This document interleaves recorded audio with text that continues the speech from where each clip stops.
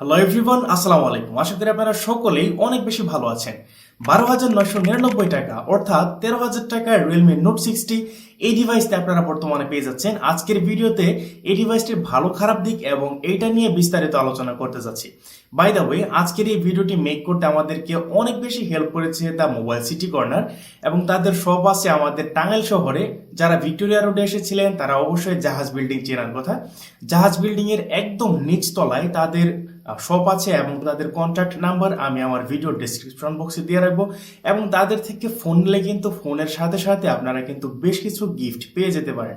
So আর বেশি কথা না বেরিয়ে চলে যাওয়া যাক এখনই মূল ভিডিওতে।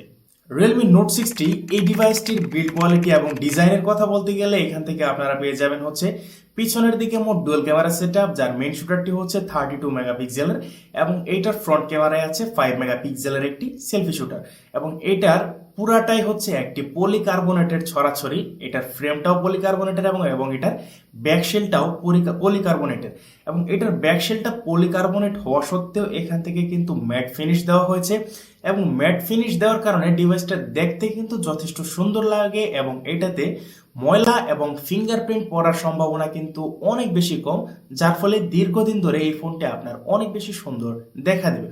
এই ডিভাইসটির রাইট সাইডে পেয়ে যাবেন একটি ভলিউম লকার এবং পাওয়ার বাটন, এবং এই পাওয়ার বাটনটি কিন্তু ফিঙ্গারপ্রিন্ট হিসাবে কাজ করবে। এটা কিন্তু যথেষ্ট ফাস্ট এবং অ্যাকিউরেট ভাবে ফোনটিকে আনলক করতে পারে। এবং এটার লেফট সাইডে পেয়ে যাবেন একটি সিম ট্রে, যেখান থেকে আপনারা ফিজিক্যালি ডুয়াল সিম ব্যবহার করতে পারবেন, এবং উপরের দিকে একদম পরিষ্কার, কোনো কিছু নেই। এবং নিচের দিকে আছে হচ্ছে একটি টাইপ সি পোর্ট এবং মেইন মাইক, মেইন স্পিকার, এবং সেই সাথে 3.5 মিলিমিটার জ্যাক। এবং এই ফোনটির ডিজাইন কিন্তু আমার কাছে ওভারঅল অনেক বেশি সুন্দর লেগেছে।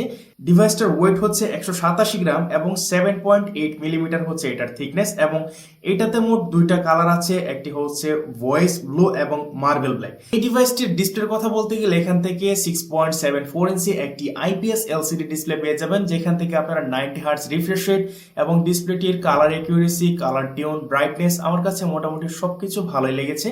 সেই সাথে 90 হার্টজ রিফ্রেশ রেট থাকায় ডিসপ্লেটি কিন্তু আরো বেশি ভালো হয়েছে। এবং এইখান থেকে যদি এইটার পিক ব্রাইটনেসটা 1000 নিটস দেওয়া হতো বা 800 নিটসও যদি দেওয়া হতো, তাহলে এটা আরেকটু বেটার পারফর্ম করতে পারতো। যখন আপনি ডিভাইসটিকে সরাসরি সূর্যের আলোতে চালাতে যাবেন তখন এখান থেকে 520 নিটস পিক ব্রাইটনেস রয়েছে, এবং এটার টাচ রেসপন্সিবিলিটি কিন্তু যথেষ্ট ভালো লেগেছে আমার কাছে। এবং বড়সড় ডিসপ্লে হওয়ায় এটা দিয়ে যখন আপনি সোশ্যাল মিডিয়া কনজিউম করতে যাবেন তখন কিন্তু এটা আপনার অনেক বেশি ভালো লাগবে আমি আশা করি। এই ডিভাইসটির ক্যামেরার কথা বলতে গেলে এটা রেয়ার প্যানেলে পেয়ে যাবেন ডুয়াল ক্যামেরা সেটআপ, যার মেইন শুটারটি হচ্ছে 32 মেগাপিক্সেলের এবং 2 মেগাপিক্সেলের একটি ম্যাক্রো সেন্সর।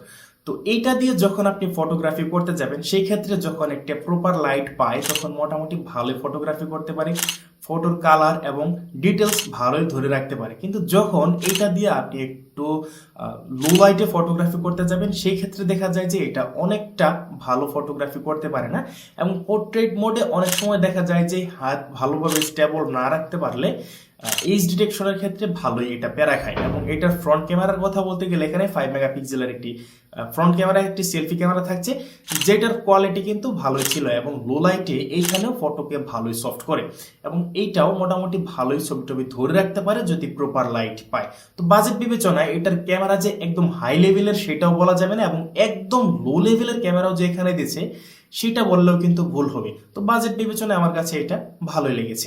এইবার এটার হার্ডওয়্যার সেকশনকে নিয়ে যদি কথা বলি তাহলে এটাকে রান করবে হচ্ছে অ্যান্ড্রয়েড 14 এবং রিয়েলমি রিওয়াই থাকছে। রিয়েলমি রিওয়াই এর মাঝে আমরা বরাবরই দেখতে পাই কোনো ব্লটওয়্যার থাকে না এবং উল্টাপাল্টা কোনো সমস্যা দেখা যায় না বা বাগ ইস্যু দেখা যায় না। তো সফটওয়্যারগুলোকে মোটামুটি ভালোভাবে হ্যান্ডেল করতে পারে, এবং এটাতে এসওসি থাকছে হচ্ছে ইউনি এসওসি T612। এই প্রসেসরটি থাকছে, এটা এন্ট্রি লেভেলের একটি প্রসেসর। এটা কোনো গেমিং প্রসেসর না, তবে গেমিং প্রসেসর না হওয়া সত্ত্বেও এটা দিয়ে টুকটাক গেমিং টেমিং করা যায়, মোটামুটি ভালোই পারফর্ম করতে পারে। তো এইটা দিয়ে আপনার আবার পাবজি, ফ্রি ফায়ার এই ধরনের গেমগুলো খেলতে যাবেন না আশা করি, ওইগুলা কিন্তু এটা আবার ভালো পারফর্ম করতে পারে না, বা অনেক সময় দেখা যায় যে এটা রানই করবে না এমন একটা অবস্থা। তো র্যামের কথা যদি বলি তাহলে এটাতে ব্যবহার করা হয়েছে LPDDR4X ক্যাটাগরির র্যাম এবং UFS 2.2 ক্যাটাগরির স্টোরেজ ব্যবহার করা হয়েছে।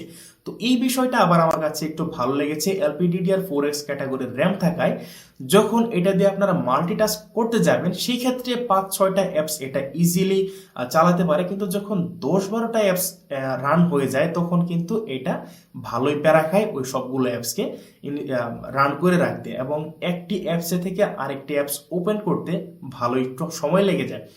তো আশা করি বাজেট বিবেচনায় 4-5টা অ্যাপস আপনারা একসাথে ইজিলি এটাতে ব্যবহার করে স্যাটিসফাইড থাকবেন, এবং এটা দিয়ে একদম ওই যে বড় সড়ো বা বেশি দামের ফোনের পারফর্ম আশা করবেন না।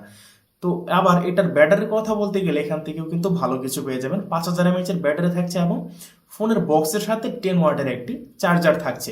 তো এইটা আবার 1.5 দিনের মতো ব্যাটারি ব্যাকআপ দেয়, এটা কিন্তু আবার এই ফোনটির আরো একটি প্লাস পয়েন্ট।